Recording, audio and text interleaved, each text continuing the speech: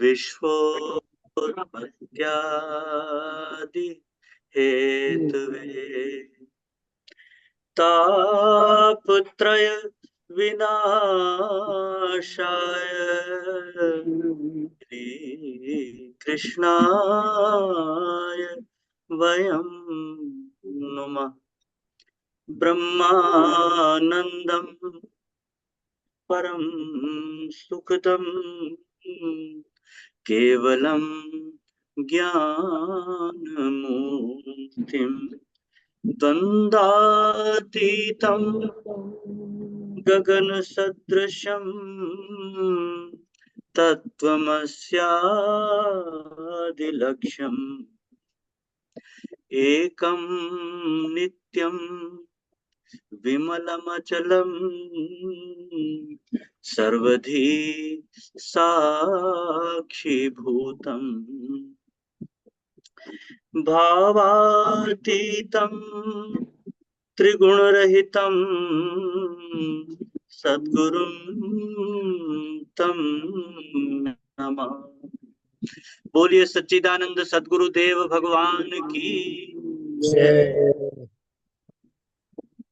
अब इस कार्यक्रम का प्रारंभ एक सुंदर भजन से किया जाएगा और उसके लिए सादर आमंत्रित हैं आदरणीय गुरु बहन श्रीमती लता उपाध्याय जी। जय गुरुदेव। जय गुरुदेव बहन, जय गुरुदेव। मैं अपने सभी गुरु भाई बहनों को प्रणाम करते हुए एक भजन प्रस्तुत करूंगी।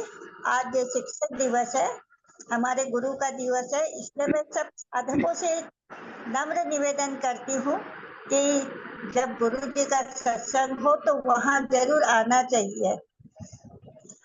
तो इस पे मैं एक भजन कहूंगी।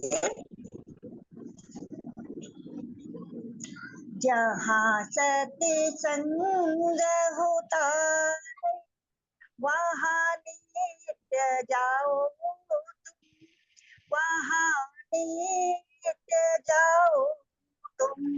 हमें फुर्सत नहीं कहकर ये मौका मत गवाओ, ये मौका मत गवाओ तुम। जहाँ सत्संग होता है वहाँ नित्य जाओ तुम, वहाँ नित्य जाओ तुम। अरे सत्संग करने की ना कोई उम्र होती है, अरे सत्संग करने की ना कोई उम्र होती है। अमर ये दीप है जिसकी कभी बुझती ना ज्योति है। अमर ये दीप है जिसकी कभी बुझती ना ज्योति है। इसी ज्योति से जीवन की सदा ज्योति जलाओ तुम, सदा ज्योति जलाओ तुम। जहाँ सत्संग होता है वहाँ नित्य जाओ तुम, वहाँ नित्य जाओ तुम। जरा अनुभव तो कर देखो क्या बदलाव आता है। जरा अनुभव तो कर देखो क्या बदलाव आता है। कपट सब दूर होता है, हृदय निर्मल हो जाता है। कपट सब दूर होता है, हृदय निर्मल हो जाता है। इन्हीं सत्संगियों के संग सदा जीवन बिताओ तुम, सदा जीवन बिताओ तुम, जहाँ सत्संग होता वहाँ नित्य जाओ तुम, वहाँ नित्य जाओ तुम। करके एकाग्र मन को तुम, जाके सत्संग को सुनीना। करके एकाग्र मन को तुम, जाके सत्संग को सुनीना। होके तल्ले दबाओ में सुनहरे फूलों को चूनना।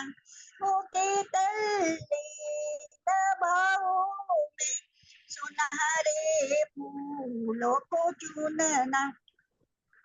इसी सत्संग सागर में सदा डूबकी लगाओ तुम, सदा डूबकी लगाओ तुम।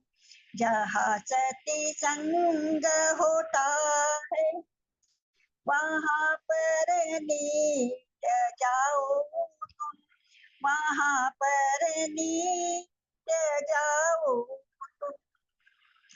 चढ़े एक बार फिर उतरे नहीं सत्संग का ये रंग।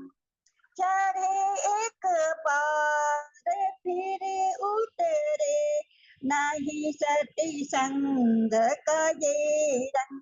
बिना प्रभु की कृपा मिलता नहीं सत्संगियों का संग। बिना प्रभु की कृपा मिलता नहीं सत्संगियों का संग। गुरु संतों की सेवा कर सदा सानिध्य पाओ तुम, सदा सानिध्य पाओ तुम।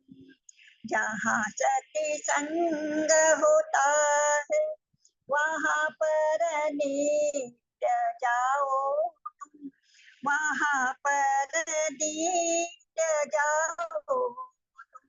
हमें पूरी सती नहीं कह कर ये मौका मत गवाओ, ये मौका मत गवाओ तुम, ये मौका मत गवाओ। बोले सद्गुरुदेव भगवान की जय। जय गुरुदेव। जय गुरुदेव बहन, जय गुरुदेव। बड़ा सुंदर आपने प्रेरणादायक ना मधुर भजन आपने प्रस्तुत किया। जहाँ सत्संग होता हो वहां पर नित्य जाओ तुम, हमें फुर्सत नहीं मिलती, ऐसा मौका मत गंवाओ। पूरा का पूरा भजन प्रेरणा देने वाला है, बहुत प्रेरणा देने वाला है। इस सत्संग करने की तो कोई उम्र होती नहीं है, इसकी कभी ज्योति नहीं बुझती है। और इस सत्संग से ही आप अपने मन की ज्ञान की ज्योति जलाओ। और कहा है कि जरा अनुभव तो करके देखो कि क्या बदलाव आता है, कितना हृदय निर्मल होता है। सत्संगियों के साथ जीवन बिताने में कितना आनंद है। इसी प्रकार और भी बहुत प्रकार से आप प्रेरणादायक भजन के बोल सुनाए हैं। आपका बहुत बहुत आभार, बहुत बहुत धन्यवाद आपका। अब आदरणीय तो मैं यही कह रही थी, मैं कुछ कहना चाहती हूँ। जी बहन, जरूर कहिए। मैं बोली हमारा ये ग्रुप तो बहुत बड़ा है, 100 से ऊपर साधक है, लेकिन हमारे सत्संग में 20-25 लोग ही आते हैं। जी जी और जी। और गीता के सत्संग में मुश्किल से 40-45 लोग होते हैं। नहीं, आपके इस प्रेरणा भजन से जरूर फर्क पड़ेगा, जरूर अंतर आएगा, और भी ज्यादा लोग जुड़ेंगे। बहुत पसंद इस सत्संग को, जितने लोग जुड़ते हैं उतने तो बहुत ही ज्यादा पसंद करते हैं, और सुनकर और लोग भी आएंगे। और ऐसे लोग हैं जो रिकॉर्डिंग सुनते हैं और बहुत लाभ इस सत्संग का उठाते हैं। अब आदरणीय गुरु भाई श्री कुलदीप राय शर्मा जी से निवेदन है कि आज का गुरुदेव का निर्धारित प्रवचन सुनवाने की कृपा करें। हाँ जी बिल्कुल जी। अभी आपने रिकॉर्डिंग की बात की ना, उसके विषय में कुछ कहना चाहता हूँ कि आज हमने 3 महीने की रिकॉर्डिंग इकट्ठी डाली है। 3 महीने के प्रवचन, ये सारे जो अंबिका जी हमारे साथ जुड़े हुए हैं, उनकी वो हैं, वो सब संकलन करती रहती हैं, और वो जो है ये हमारी लगातार मिलती रहेंगी। चाहे हम 1 साल पुराना भी देखना चाहें तो देख सकते हैं। कभी कभी हम डाल दिया करेंगे पुराने, आप किसी भी तरीक का सुनना हो तो देख सकते हैं। आज डाला हुआ है ग्रुप के अंदर। अभी हम सतगुरु भगवान की आवाज आ रही है मेरी? आ रही है, बहुत अच्छी। अच्छा जी भाई साहब, बहुत अच्छी आवाज आ रही है। अभी हम सतगुरु भगवान की अमृतमयी वाणी में श्रवण करने जा रहे हैं। दृक दृश्य विवेक, प्रवचन 1, भाग 1। श्री राम जय राम, जय जय राम।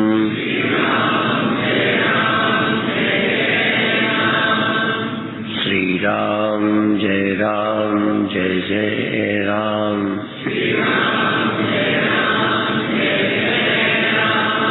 श्री राम जय राम, जय जय राम।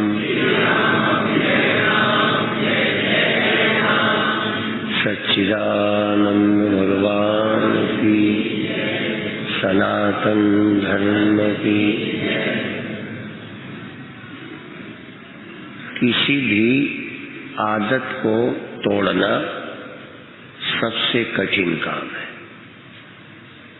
किसी भी आदत।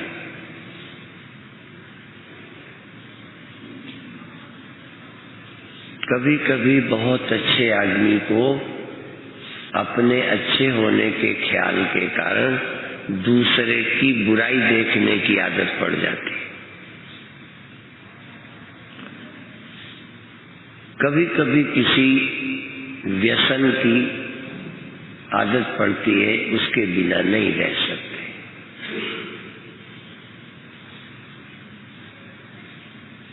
हमने विद्यार्थी जीवन में एक श्लोक पढ़ा था कि आदत डालनी है तो अच्छी डालनी चाहिए, पर उससे भी मुक्त रहना चाहिए।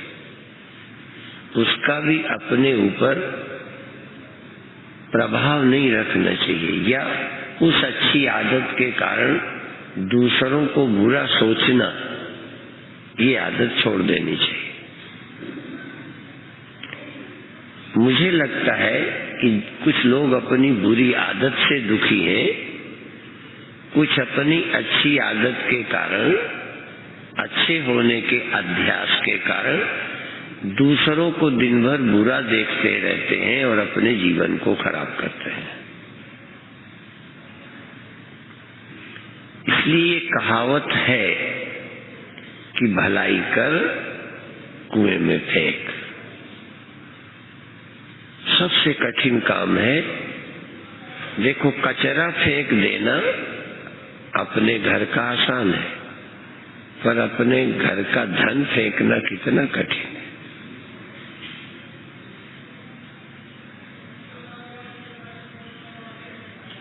तो सबसे ज्यादा आपके पास जो अच्छी आदत है, वो भी एक धन है।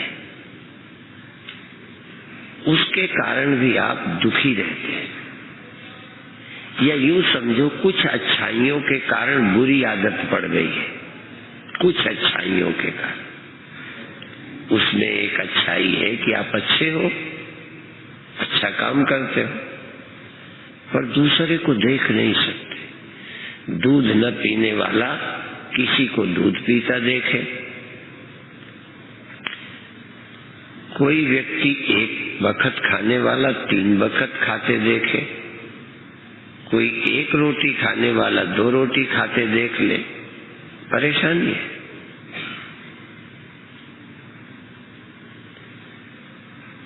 तो अपने अंदर यह भी संग्रह नहीं करना चाहिए। जिस दिन नहीं जमा करेंगे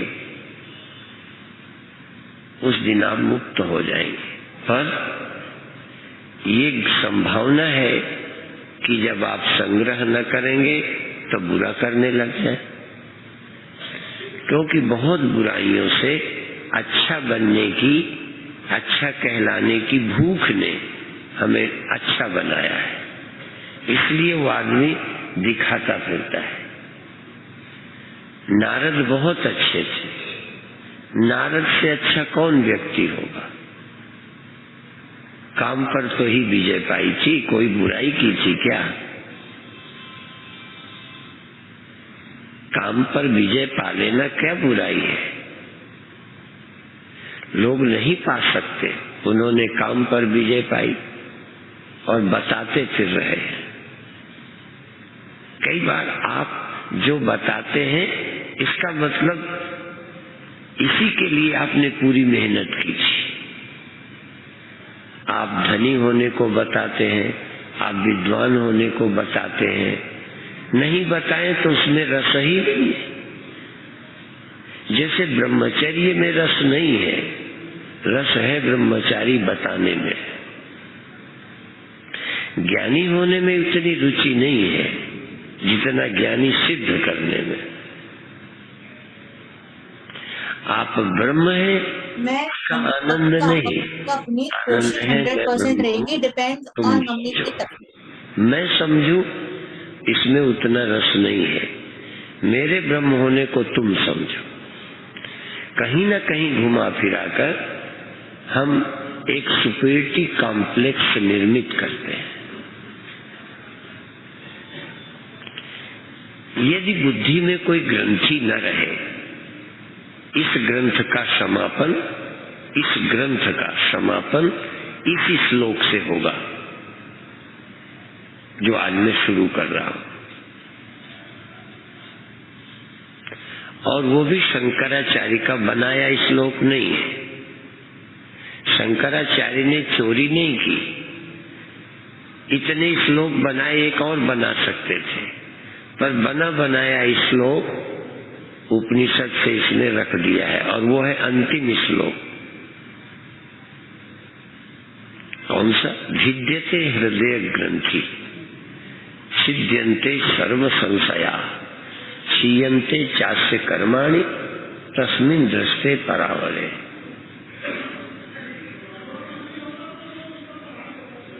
पर और अपर, परावरे, सब कुछ जान लेने पर, पर और अपर, यह और वह, मैं, ये जब सब स्पष्ट हो जाता है, भिद्यते हृदय ग्रंथि, हृदय की सभी गांठें कट जाती हैं। छिद्यन्ते सर्व संशया, किसी तरह का कोई संदेह नहीं रहता, सब प्रश्न समाप्त हो जाते हैं। छिद्यन्ते सर्व संशया, क्षीयन्ते चास्य कर्माणि, उसके कर्म क्षीण हो जाते हैं, कर्म का मूल्य खत्म हो जाता है, कर्म से पाने का जो ख्याल था वो समाप्त हो जाता है, या कर्म का फल क्षीण हो जाता है।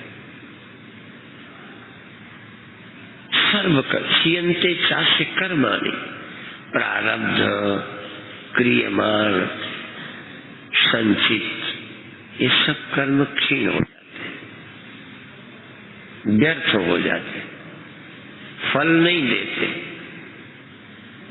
आपको पुण्य भी फल देते हैं, और आप इसलिए ही कर्म करते हैं कि पुण्य का फल मिले। यहाँ ज्ञानी की महिमा है कि उसके सब कर्म क्षीण होते हैं, बेकार चले जाते हैं, उसको कोई फल नहीं देते। ये कोई खेल है? गीता में भी भगवान ने यही कहा, ज्ञानी के यहाँ कर्म होते हैं पर फल नहीं देते, फल की वहां जरूरत ही नहीं। ऐसा आदमी जिसको कर्म फल की जरूरत ना हो, क्या आश्चर्य है। कभी आप अपने ग्रंथों पर इस बुद्धि पर ध्यान दें कि कर्म फल की आवश्यकता ही नहीं, कोई अंदर अधूरापन ही नहीं।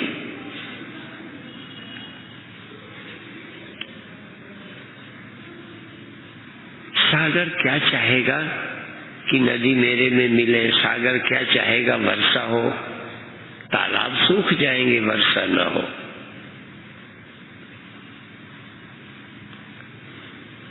तो ब्रह्म ज्ञानी या ब्रह्म को प्राप्त या साक्षात ब्रह्म क्या चाहेगा, वो क्यों चाहेगा? चाह का कारण क्या है? चाह का कारण अधूरापन है। अधूरेपन का अनुभव अज्ञानता है। यदि ज्ञान हो जाए तो अधूरापन नहीं रहेगा। अधूरापन नहीं रहेगा तो काम खत्म। काम खत्म तो कर्म का प्रयोजन खत्म। कर्म से कुछ मिले ये दरिद्रता मिट जाएगी। इसलिए कृपणा फल है तवा। भगवान ने कहा ये कंजूस कृपण है, ये फल के हेतु है।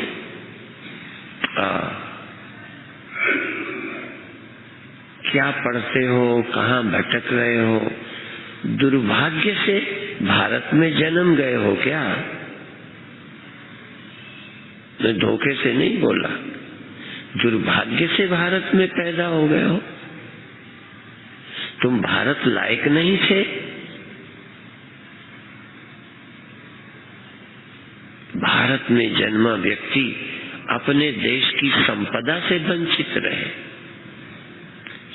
हम गुरुदेव के समय जब रहते थे, संतों से सुना करते थे अमेरिका धन प्रधान है, रूस राजनीति प्रधान है, या अमुक प्रधान है, कोई कुटिलता प्रधान है। ऐसे करके पढ़ते थे। भारत धर्म प्रधान, अध्यात्म प्रधान देश है, सुनते थे।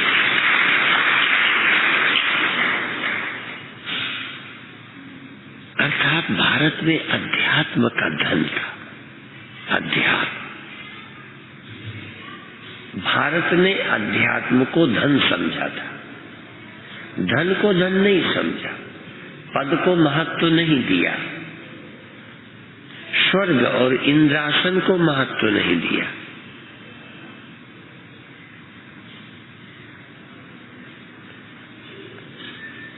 तो इसलिए मैं अभी बोला कि कहीं आप दुर्भाग्य से तो भारत में नहीं पैदा हो गए।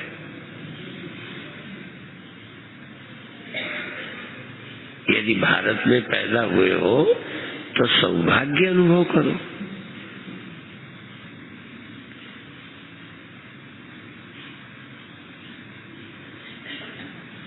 और इससे बड़ा दुर्भाग्य क्या होगा कि भारत में जन्मो और भारत के धन का पता ना हो। धन है भारत के आध्यात्मिक ग्रंथ, धन है भारत के संत। वो कथा नहीं सुनते, कथा वालों ने छोड़ा तो कुछ नहीं। कि सिकंदर जब कहते हैं भारत आया तो उनके गुरु ने कहा था कि भारत से क्या क्या ले आना, रामायण गीता लाना, भारत के संत लाना, युद्ध में जीत करके लड़कियां न उठा ले जाना। हाँ, कुछ सामान लूट के न ले जाना, जैसे इस देश के लोग लूट के ले, इस देश को लोग लूट के ले गए। अब तू लुटेरा है तो लूट ले जाके, पर मेरे लिए जो लाना, भारत के संत, भारत के ग्रंथ और भारत का गंगा का जल, ये लेके आना।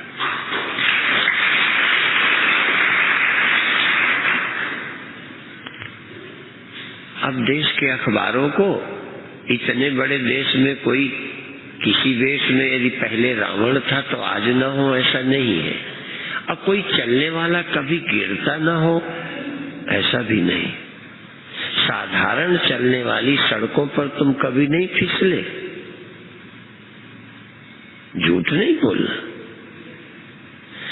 तो जब साधारण आंखों से दिखता है, थोड़ी सी असावधानी में हम गिर जाते हैं, तो इस रास्ते पर चलने वाला भी कोई गिर जाए, ये आश्चर्य की बात नहीं। और गिर जाने वालों की लिस्ट आज निगेटिव अखबार छापने वाले बहुत छापते हैं, पर कोई अच्छा है उसकी खबर रुपया दो तो छापते हैं। ये इतने बदमाश हैं ये। बुरी खबर तो पैसा देके नहीं रोकते, और अच्छी खबर पैसा देने पर भी जैसे छापने का दिल ही नहीं करता। भारत के पास बहुत कुछ है।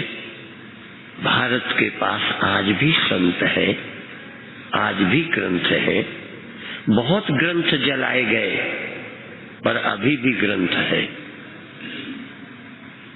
मुझे नहीं मालूम कितने जलाए गए, पर लोग बताते हैं कि कितने कितने दिनों तक, महीनों तक वो लाइब्रेरियां जलती रही। इतने ग्रंथ थे। और जहां हम बैठकर प्रभु की याद करते थे, वो मंदिर गिराए गए। घर नहीं गिराए, मंदिर गिराए, पूजा स्थल गिराए। पर तुम अपने धन को भूल गए, तुम अपने मंदिरों को भूलते जा रहे हो, तुम अपने ग्रंथों को भूलते जा रहे हो, तुम अपने संतों को भूलते जा रहे हो। और दुर्भाग्य से चैनल वाले इनकी झोली भरो तो ये अच्छी बात छापेंगे, चैनल देंगे, चैनल में आएगा, बुराई फ्री आएगी। ये झुकाव का पता चलता है, ये मानसिकता का पता चलता है कि बुराई क्यों फ्री छापते हो, अच्छाई फ्री क्यों नहीं छापते। तो आप एक तो मानव तन पाया है, भारत में पाया है, और भारत के एक पवित्र तीर्थ हरिद्वार, ये सचमुच हरि के द्वार में ही आ गए हो। अब बहुत दूर नहीं है, हरि द्वार पर आ गए हो। इस बार प्रवेश कर जाओ।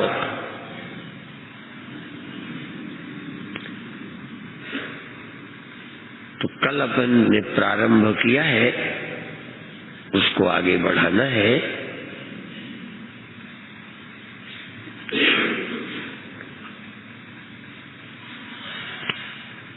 रूपम दृश्यम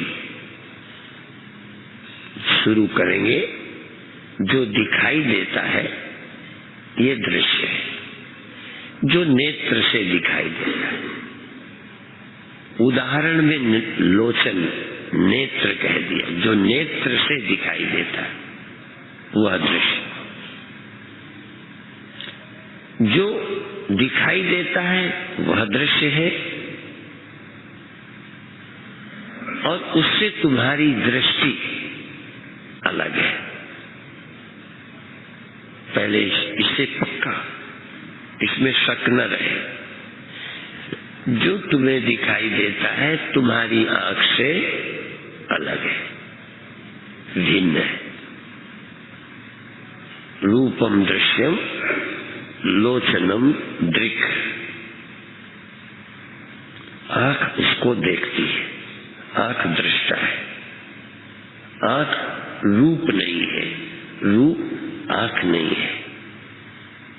यद्यपि क्योंकि आंख से दिखता है रूप, रूप वही है जो आंख से दिखे, इसलिए बिना आंख के वो मालूम तो नहीं पड़ेगा। लेकिन फिर भी रूप भिन्न है, आंख भिन्न है। ये सूत्र, ये गणित, ये मेथड, ये ढंग नहीं छोड़ना अंत तक, ब्रह्म के पाने तक, दृष्टा के पहुंचने तक। ये सिद्धांत नहीं छोड़ना, ये प्रक्रिया नहीं छोड़ना। ये दृश्य है, नेत्र दृष्टा है, उसके बिना नेत्र अलग है।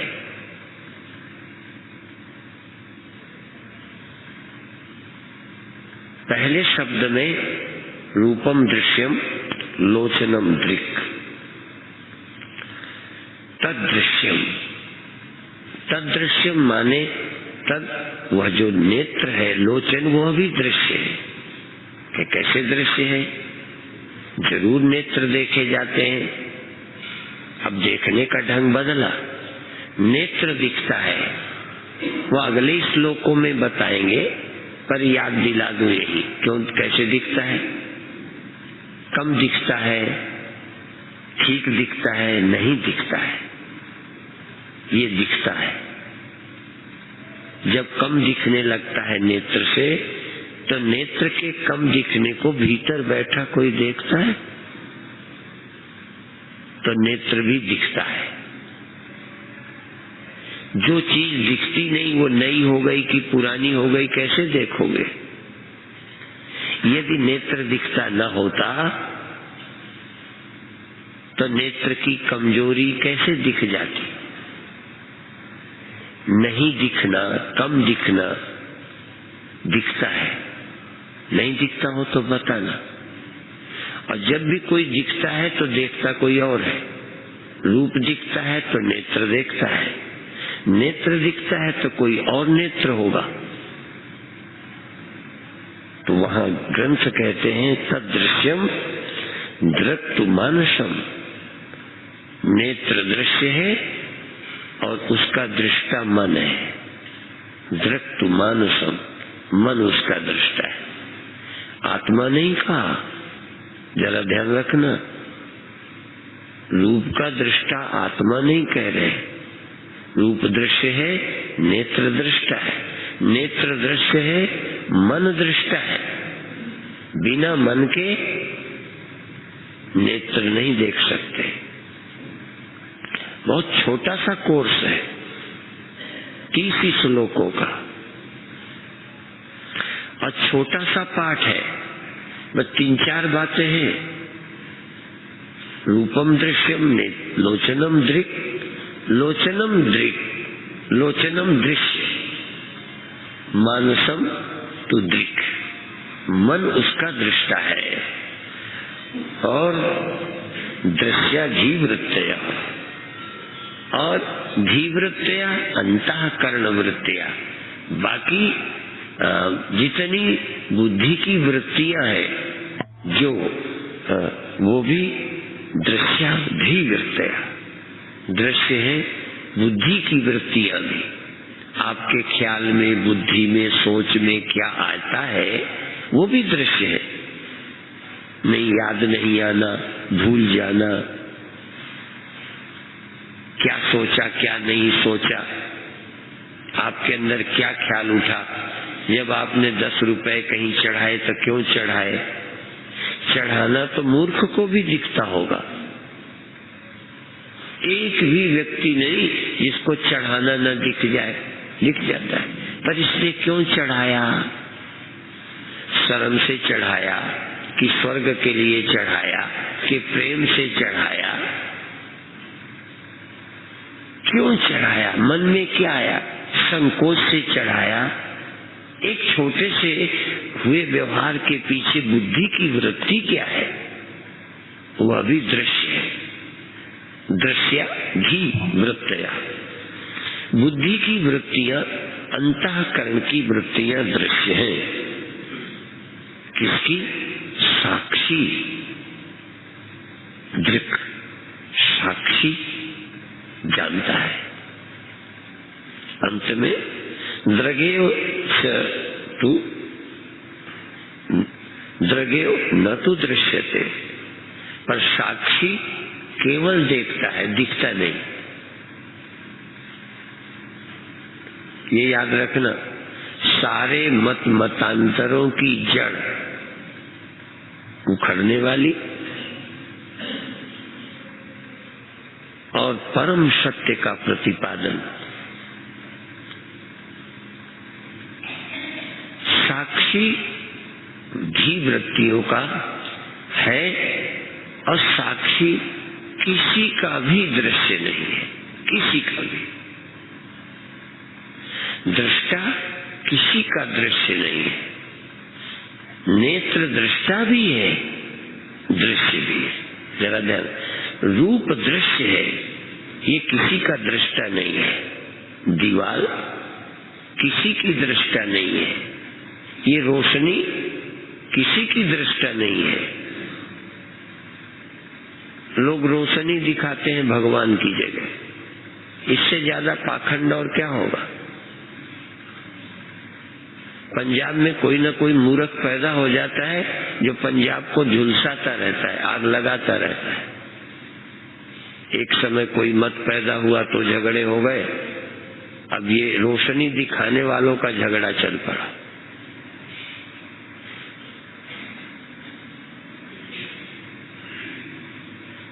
और गड़बड़ तब और होती है जब ऐसे पागलों के अनुयायी होते हैं।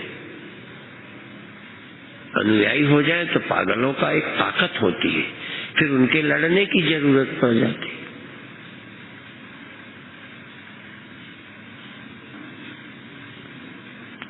रूपम दृश्यम लोचनम दृक्, नेत्र दृष्टा है, लेकिन नेत्र अकेला दृष्टा नहीं, नेत्र भी दृश्य है। वो मन का है। यदि मन ना हो, मन की सत्ता ना हो, तो ये रूप को भी नहीं देखेगा और आंख ही नहीं होगी, आंख सिद्ध ही नहीं होगी, आंख जागेगी नहीं तो क्या देखेगा। इसलिए रूप दृश्य है, नेत्र दृष्टा है, नेत्र दृश्य है, मन दृष्टा है। और अंतःकरण की सभी वृत्तियां, बुद्धि की वृत्तियां, अहम आदि वृत्तियां भी दृश्य है। जो भी उपजता है अंदर वो भी दृश्य है। ये तो बाहर है ना। अंतःकरण बुद्धि की जो भी वृत्तियां पैदा होती हैं वो सब दृश्य है, सब। निद्रा भी दृश्य है, जगना भी दृश्य है, दुख सुखादि वृत्तियां भी। धी वृत्तियां, मुझे याद आई नहीं आई, याद आई नहीं आई वृत्ति है। धी वृत्तियां, बुद्धि की वृत्तियां दृश्य है।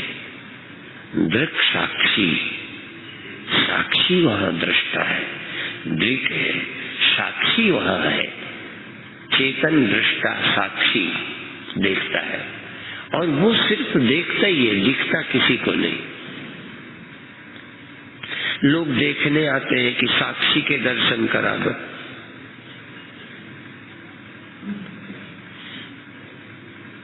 साक्षी के दर्शन नहीं, जो सिर्फ देखता है, सिर्फ जानता ही है, जिसके बिना कोई वृत्ति सिद्ध नहीं हो सकती, जिसके बिना जगना, स्मरण, निद्रा, ये सावधानी का विषय है। यही है साधना का विषय। हर श्लोक साधना है। हर श्लोक से तुम्हें कुछ बहुत मिलने वाला है। तो लोचनम रूपम दृश्यम लोचनम दृक्, लोचनम दृश्यम मानसम दृक्। और मानस की सभी वृत्तियां, मानसम दृश्यम, अंतःकरण दृश्यम, धी वृत्तियां दृश्य। धी वृत्ति, बुद्धि की वृत्तियां दृश्य हैं, दिखाई पड़ती हैं, मालूम होती है, पता चलती है। देखने के इतने अर्थ है, पता चलती है, मालूम पड़ती है, प्रतीत होती है। प्रतीत क्या जड़ को हो जाएंगी। कोई प्रतीति बिना साक्षी के हो जाएगी। कौन ऐसी प्रतीति हो सकती है जो प्रतीति हो जाए और दृष्टा ना हो।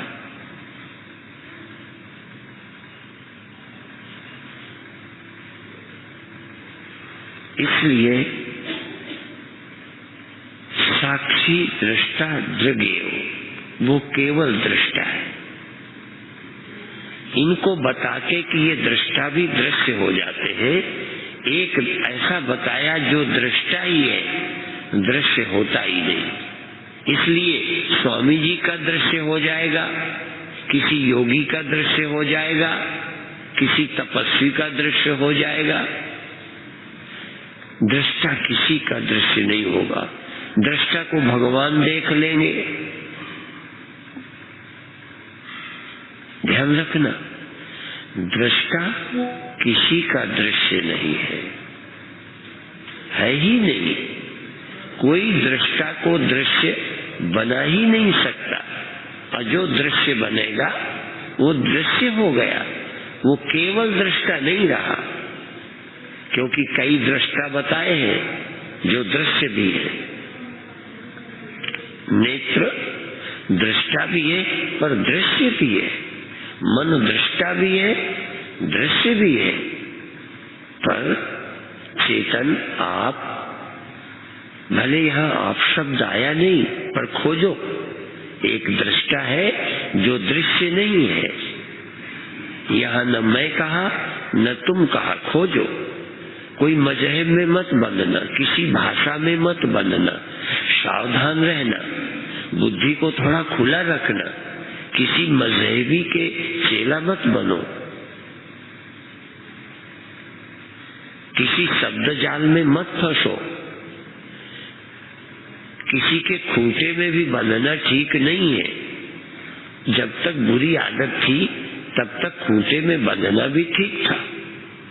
जानवर बांधे भी जाते हैं, बांधना भी सही है। जब तक तुम जानवर थे, जिज्ञासु नहीं थे, तुम्हें गुरुओं ने बांधा है और बांधना। जय गुरुदेव जी, जय गुरुदेव। जय गुरुदेव। आज का सत्संग प्रवचन यहाँ पर संपूर्ण हुआ और बहुत सुंदर प्रवचन था। दृग दृश्य विवेक, और दृग दृश्य विवेक के द्वारा गुरुदेव भगवान परम अवस्था तक ले जाते हैं, साक्षी तक ले जाते हैं कि साक्षी ऐसा दृष्टा है जो कभी दृश्य नहीं होता, जिसको कोई देखता नहीं, वो सबका दृष्टा है। तो अभी मैं अधिक विस्तार में ना जाकर एक बहुत सुंदर अभिव्यक्ति की प्रतीक्षा है हम सबको, और उसके लिए उपलब्ध हैं आदरणीय गुरु भाई श्री कमल किशोर पांडे जी। मैं आमंत्रित करता हूं श्री कमल किशोर पांडे जी को आज के प्रवचन पर अभिव्यक्ति देने के लिए।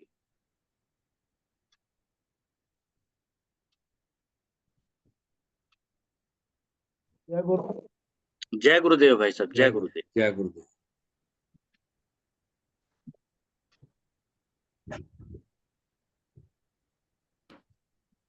कमल किशोर जी, आपकी आवाज नहीं आ रही है, आपकी आवाज नहीं आ रही। अब आई है? हाँ, अब आई है। हाँ, शुरू से बोलो। सत्संग रूपी ज्ञाने के प्रणेता तत्व ज्ञानी सदगुरुदेव भगवान के दिव्य चरण कमलों में दंडवत प्रणाम एवं इस ज्ञान यज्ञ में आहुति देने वाले परम सौभाग्यशाली गुरु भाइयों एवं बहनों को अपने हृदय की भावनाओं से नमन करता हूँ। आज के गुरुदेव का प्रवचन दृग दृश्य विवेक हरिद्वार में जो दिया था गुरुदेव ने, उसके पहले ही प्रवचन का पहला ही भाग है। यहीं से गुरुदेव दृग दृश्य विवेक का प्रकरण प्रारंभ करते हैं। तो सबसे पहले तो गुरुदेव व्यावहारिक रूप से हम लोगों की जो आदतें हैं, जिनसे हमें अपना अभिमान हो जाता है, उनके बारे में समझा रहे हैं। किसी की भी आदत को तोड़ना सबसे कठिन काम है, जिसको हम स्वभाव कहते हैं। आप लोग कहते हैं कि फला आदमी अपना स्वभाव नहीं बदल सकता, तो स्वभाव आदत में ही स्व माने अपना भाव, तो वही आदत है। और गुरुदेव कहते हैं कभी कभी बहुत अच्छे आदमी जो है वो अपनी अच्छी आदत के कारण दूसरे की बुराई देखने में लग जाते हैं। उनकी आदत पड़ जाती है क्योंकि उन्हें अपना गुण दिखाई पड़ता है। यानी जैसे कहावत कही जाती है कि अपनी आंख अगर फूटी तो नहीं दिखाई पड़ेगी, दूसरे की फूटी आंख जो है वो दिखाई पड़ जाती है। फिर गुरुदेव कहते हैं कभी कभी हमें व्यसन ऐसा हो जाता है कि जो हम व्यसन नहीं छोड़ पाते। गुरुदेव कहते हैं कि अगर हम आदत भी डालें अपनी, तो हमें अच्छी आदत डालनी चाहिए, क्योंकि अच्छी आदत हो सकता है हमें मुक्त कर दे। यानी अच्छी आदत भी हमें मुक्त कर सकती है, बुरी आदतें हमें फंसा सकती हैं। और एक तो अच्छी आदत के कारण कभी कभी ऐसा होता है कि हम दूसरे को बुरा सोचते थे, अगर हमारी एक अच्छी आदत ये बन जाए कि हम दूसरे का बुरा नहीं सोचेंगे, बुरा नहीं उसको देखेंगे, करता है लेकिन हम उस पर ध्यान नहीं देंगे, हम उसको तटस्थ हो जाएंगे, ना अच्छे में ना बुरे। क्योंकि कुछ अपनी अच्छी आदतें, जैसे हमारे गुणों का जब अभिमान हो जाता है हमें, तो हम दूसरे के अवगुणों पे ज्यादा ध्यान देते हैं, और ये हम समझ नहीं पाते। ये हमारे अंदर सबसे बुरा अवगुण होता है कि जो हम अपने गुणों के कारण दूसरे में अवगुण देखने लगते हैं। इससे बड़ा और कोई पतन का कारण नहीं बनता। और गुरुदेव कहते हैं हम अपना जीवन भी खराब कर लेते हैं। फिर गुरुदेव कहते हैं भलाई कर कुएं में फेंक। एक कहावत गुरुदेव और कहा करते हैं कि बुराई तो फेंकी जा सकती है। जैसे कि किसी के घर के दरवाजे पर बिल्ली मर गई, तो उसने लोगों से कहा, तो लोगों ने क्या, बिल्ली को उठाओ और बाहर फेंकाओ जा करके, इसमें क्या बात है। तो वो गया और बिल्ली को उठाया और वो बाहर फेंक आया। तो जब तक लौट के आया अपने घर, तब तक उसके दरवाजे पर ऊंट मरा पड़ा था। तो अब उसने कहा कि ऊंट को कैसे फेंका जाए। तो बुराई बिल्ली वाली थी, वो तो उसने फेंक दी, लेकिन जब भलाई का अहंकार हमें आ गया, वो ऊंट के ऊपर अहंकार आ गया, तो ऊंट को हम कैसे फेंक पाए। इस तरह गुरुदेव कहते हैं कि घर का कचरा तो हम फेंक सकते हैं और फेंकते ही हैं, लेकिन घर का धन, धन माने जो हमने अच्छाई की है, उसको फेंकना बहुत मुश्किल है, उसको हम फेंकना नहीं चाहते। तो अच्छी आदत एक धन है, उसके कारण हम दुखी भी रहते हैं। कुछ अच्छाइयों के कारण बुरी आदत हमारी पड़ गई है। जैसे गुरुदेव कहते हैं कि कोई दूध न पीने वाला दूसरे को दूध पीता देख ले, मतलब जो हमारे पास नहीं है और वो हम दूसरे के पास अगर देख लें, तो हमें बहुत परेशानी हो जाएगी, जलन हो जाएगी, ईर्ष्या हो जाएगी। तो गुरुदेव कहते हैं कि जिस दिन ये नहीं जमा करेंगे, उस दिन हम मुक्त हो जाएंगे। क्या नहीं जमा करेंगे? दूसरे की बुराई देखने और अपनी अच्छाई देखने का जो संग्रह हम कर रहे हैं, ये संग्रह जब हम नहीं करेंगे, लेकिन हमारी आदत पड़ी हुई संग्रह करने की, दूसरे की बुराई का संग्रह करेंगे, अपनी अच्छाई का संग्रह करेंगे, तो हम बुरा करने लग जाएंगे। क्योंकि नारद का उदाहरण गुरुदेव दे रहे हैं कि नारद ने क्या किया था, ये उस रूप में दे रहे हैं कि जैसे कि किसी भी अपनी किसी अच्छाई को जगह जगह उसका बखान नहीं करना चाहिए। नारद ने काम पर विजय पाई, और काम पर विजय पाना तो सबके बस की बात नहीं है, वो तो बहुत बड़ी उपलब्धि है, वो नारद ही जैसे लोग पा सकते हैं, तो कोई बुराई तो थी नहीं। लेकिन बुराई यहाँ पर शुरू हो गई कि वो इस अपनी अच्छाई को हर जगह प्रचारित कर रहे थे, और उसीलिए क्या परिणाम हुआ कि वो जाकर के उन्होंने भगवान विष्णु से आशीर्वाद मांगा और बंदर बन गए। तो सब पूरी कहानी है कि वो बाद में पछतावा हुआ उन्हें। इसी तरह से गुरुदेव कहते हैं कि ब्रह्मचर्य में तुम्हें रस नहीं मालूम पड़ता। अगर तुम ब्रह्मचारी का पालन करते हो, तो तुम्हें ब्रह्मचर्य में रस नहीं है। केवल इतने में रस नहीं है कि हम ब्रह्मचारी हैं, तुम्हें ब्रह्मचारी बताने में रस है। यानी हमारी अच्छाई लोग जान जाएं। आज के लिए ही हो रहा है, किसी के पास बैठो तो लोग अपनी जो है प्रशंसा शुरू कर देते हैं। तो ज्ञानी होने में उतनी रुचि नहीं है। ज्ञानी का भी कहते हैं कि ज्ञानी अगर हो तो ज्ञानी बने रहो। गुरुदेव कहते हैं कि तुम बिना रास्ते में जा रहे हो और बिना पूछे किसी को बता रहे हम एमए पास हैं, तो भाई क्या बताने की जरूरत है। जब उसने पूछा नहीं तो एमए बताने की जरूरत क्या है। लेकिन उसमें भी कि हम अपने को ज्ञानी सिद्ध करने में ज्यादा रुचि हमारी है। हम ब्रह्म है इसका आनंद नहीं है, क्योंकि ब्रह्म जब है तो फिर आनंद का कोई ठिकाने नहीं होना चाहिए। पूर्ण आनंद होना चाहिए, अंदर से आनंद होना चाहिए। लेकिन नहीं, आनंद इसमें नहीं है। आनंद इसमें यह है कि दूसरा हमें ब्रह्म समझ जाए कि हम ब्रह्म हैं।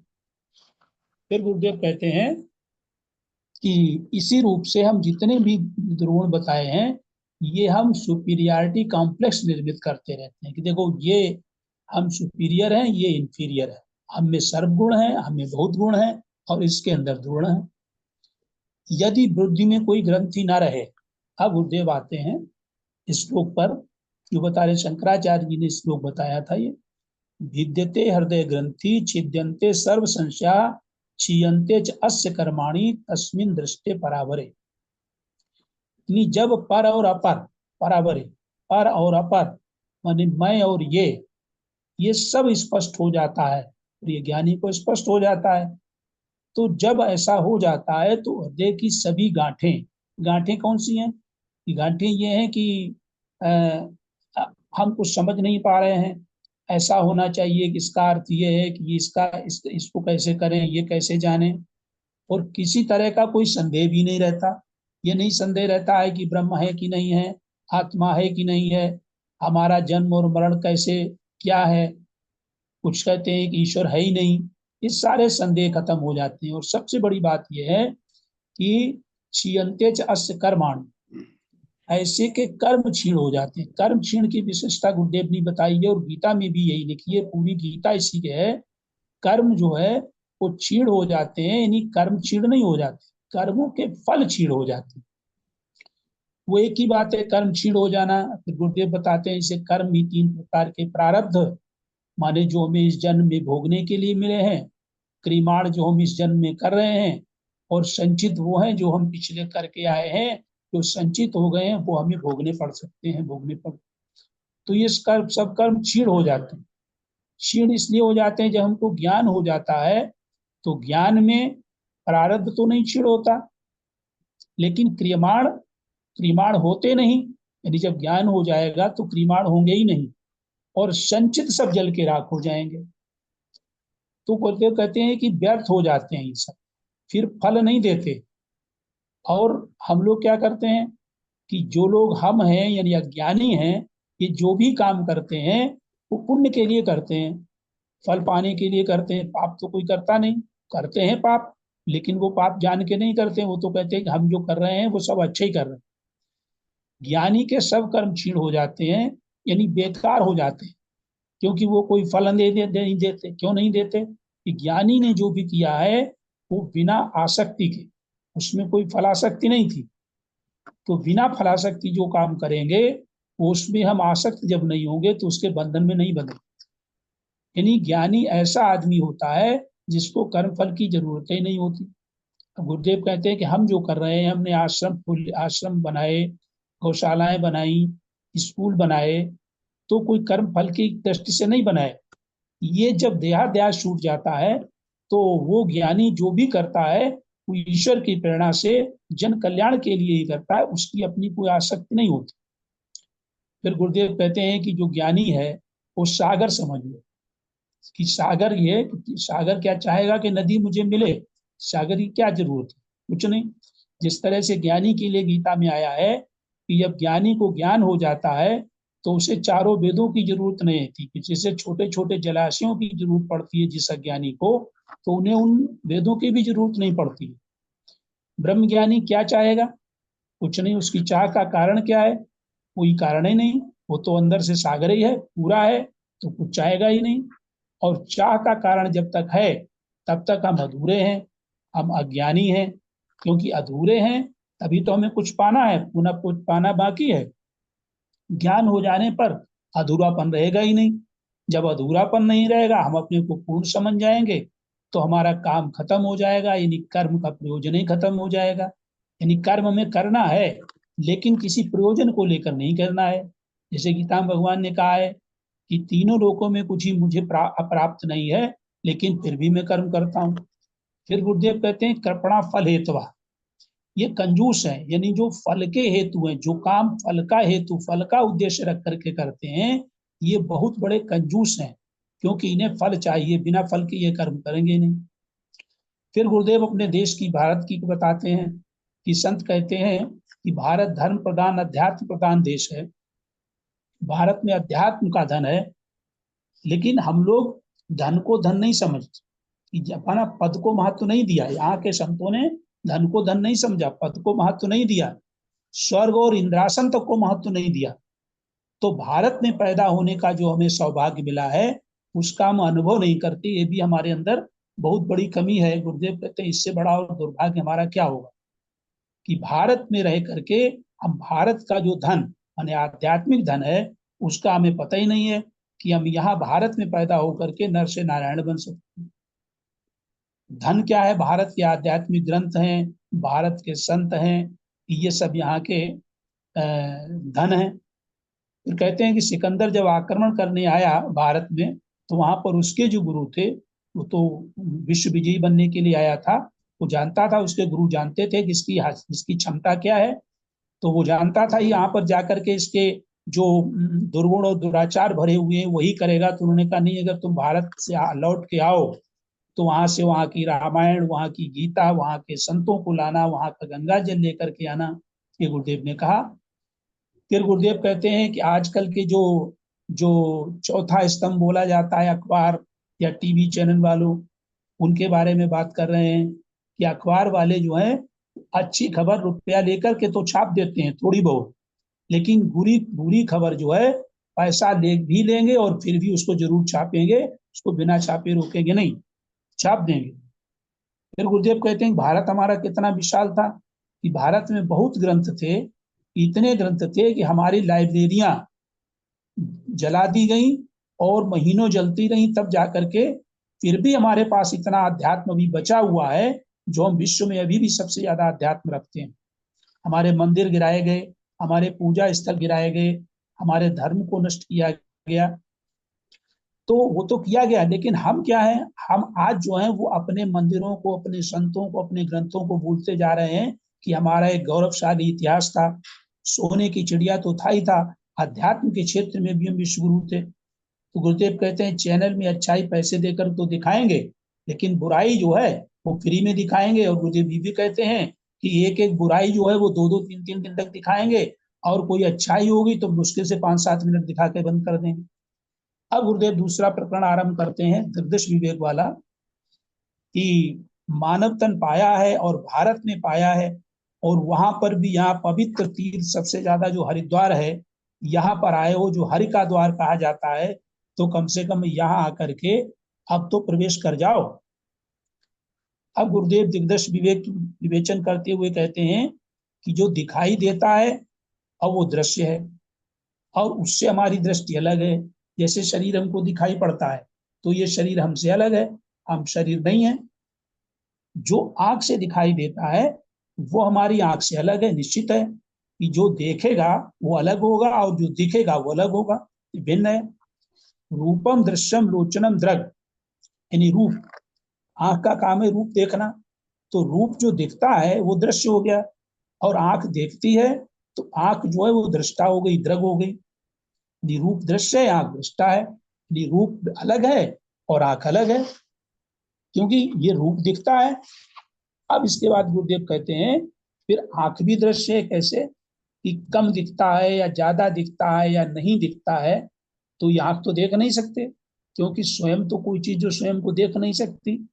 तो नेत्र से जो कम दिखता है वो भी उसके अंदर कोई बैठा हुआ देख रहा है, तभी तो नेत्र दिख रहा है।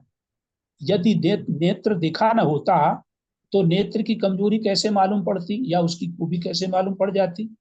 नहीं, जब भी कुछ दिखता है तो देखता कोई और है। रूप दिखता है तो नेत्र देखता है, और नेत्र दिखता है तो कोई और नेत्र होगा। तो और नेत्र क्या है? तब कहते हैं गुरुदेव तद दृश्यम द्रगतु मानसम। तब जो देखता था, अभी तक जो आंख देखती थी, आंख दृष्टा थी, अब आंख दृश्य हो गई और मानसम मन दृष्टा हो गया। बिना मन के नेत्र नहीं देख सकते, क्योंकि रूप को तो आंख ने देखा, लेकिन आंख को आंख नहीं देख सकती, आंख को मन देखेगा। और दृश्याधि वृत्तिया अंतःकरण वृत्तिया, बुद्धि की वृत्तियां भी दृश्य है। यानी जैसे अब यहाँ पर गुरुदेव कह रहे हैं कि आंख दृश्य हो गई, मन दृष्टा हो गया, इसी तरह से धी वृत्तियां यानी बुद्धि की वृत्तियां जो हैं, या अंतःकरण की वृत्तियां कह लो या बुद्धि की वृत्तियां कह लो, ये भी सब दृश्य हैं। और इनका दृष्टा कौन है? यानी जो बुद्धि में ख्याल आया, वो बुद्धि में ख्याल आया हो तो बुद्धि तो जान नहीं सकती अपने ख्यालों को कि हमें स्मरण है या विस्मरण है, तो वो दृश्य हो गया। और उसका दृष्टा जो है या दृग जो है वो साक्षी, यानी बुद्धि की अंतःकरण की वृत्तियों को साक्षी जानता है। लेकिन दृगेव न तु दृश्यते, दृगे माने दृष्टा को नहीं देखा जाता, साक्षी केवल देखता है, दिखता नहीं। साक्षी किसी का दृश्य नहीं है। अभी तक तो आंख जो थी वो दृश्य भी है और दृष्टा भी है, मन और बुद्धि दृश्य भी है और दृष्टा भी है, लेकिन साक्षी जो है वो दृश्य नहीं है, वो दृष्टा ही है। रूप दृश्य किसी का दृष्टा नहीं है, जैसे दीवाल है, रोशनी है, ये किसी की दृष्टा नहीं है, वो तो जड़ है।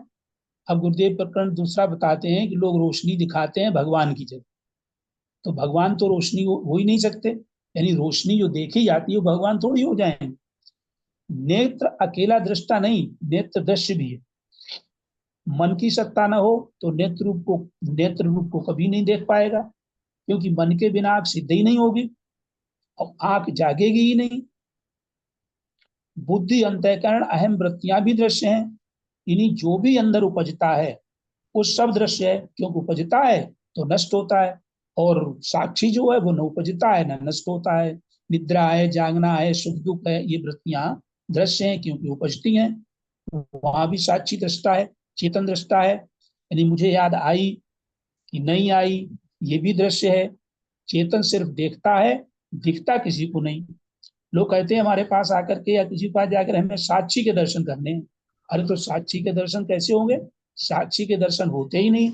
जो सिर्फ जानता ही है, जो जानने में नहीं आता, जिसके बिना कोई वृत्ति सिद्ध नहीं हो सकती, जिसके बिना जागना, निद्रा, स्मरण कुछ भी सिद्ध नहीं होता, तो ये सावधानी का भी विषय है और साधना का भी विषय है। फिर गुरुदेव पूरी कहते हैं कि रूपम दृश्यम लोचनम दृक, लोचनम दृश्यम मानसम दृक, मानसम दृश्यम अंतःकरणम दृश्यम धीवृत्या दृश्या। यानी कोई प्रतीति क्या जड़ को हो जाएगी? तो प्रतीति जड़ को होगी नहीं, और बिना साक्षी के कैसे हो जाएगी? क्योंकि जड़ तो, साक्षी जो है वो चेतन है, बाकी सब जड़ है। कौन ऐसी प्रतीति है जो प्रतीति हो जाए और दृष्टा न हो? अरे भाई, कहीं गुरुदेव कहते हैं कि कहीं भी ऐसी चीज है जहां तुम्हारा मन जाए, क्या मन चला जाएगा वहां तुम नहीं होगे, तुम पहले होगे, मन बाद में होगा। तो साक्षी केवल दृष्टा है। यहाँ पर ये दृष्टा भी दृश्य हो जाते हैं, लेकिन एक ऐसा है जो दृष्टा ही है, दृश्य होता ही नहीं। वो साक्षी, दृष्टा किसी का दृश्य नहीं होगा। दृष्टा को भगवान देख लेंगे क्या? भगवान भी नहीं देख पाएंगे। कोई दृष्टा को दृश्य बना ही नहीं सकता। जो दृश्य बने वो दृश्य हो गया, वो केवल दृश्य ही रहा, वो दृष्टा नहीं रहेगा। नेत्र द्वारा, नेत्र दृष्टा और दृश्य दोनों हैं। मन दृष्टा भी है और दृश्य भी है। पर गुरुदेव कहते हैं आखिरी में कि चेतन, जो चेतन माने आपका जो मूल स्वरूप है वो दृष्टा है, वो दृश्य नहीं है। कि वही उसी चेतन को, उसी साक्षी को आपको खोजना है। इन्हीं शब्दों के साथ मैं निवाणी को विराम देता हूँ। जय गुरुदेव।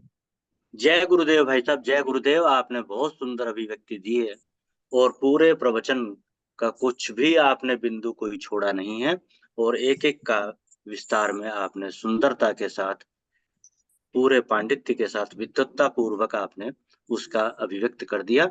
आपका बहुत बहुत धन्यवाद है, बहुत बहुत आभार है। और अब समय की धारा पहले ही शिखर को छू चुकी है, इसलिए मेरा अनुरोध है बहन सुदर्शन मुटरेजा जी से कि आज के कार्यक्रम को, सत्संग कार्यक्रम को समापन की कार्रवाई करने की कृपा करें। श्री सद्गुरुदेवाय नमः। मुझे प्रवचन के संबंध में तो नहीं ना कुछ कहना, बस सिर्फ समापन करना, ऐसी आपकी आज्ञा हुई है। जी, कहना चाहें दो शब्द कह सकती नहीं, हैं, जरूर कहना कहिए। की बात नहीं है, क्योंकि 9:07 हो चुके हैं जी और बहन अब जी। आपने आज्ञा भी समापन की ही दी है। जी बहन, कर दीजिए समापन। ब्रह्मा गुरु विष्णु गुरुर्देवो महेश्वरा, गुरु साक्षात पार ब्रह्म तस्मै श्री गुरुवे नमः। सर्वे भवन्तु सुखिना, सर्वे सन्तु निरामया, सर्वे भद्राणि पश्यन्तु मा कश्चित् दुःखभाग् भवेत्। बोलिए गुरुदेव भगवान की जय। जय जय सनातन धर्म की की जय आज के आनंद की जय जय। नमो नारायण नमो नारायण। नमो नमो नमो नारायण। नमो नारायण। नमो नारायण जी, नमो नारायण।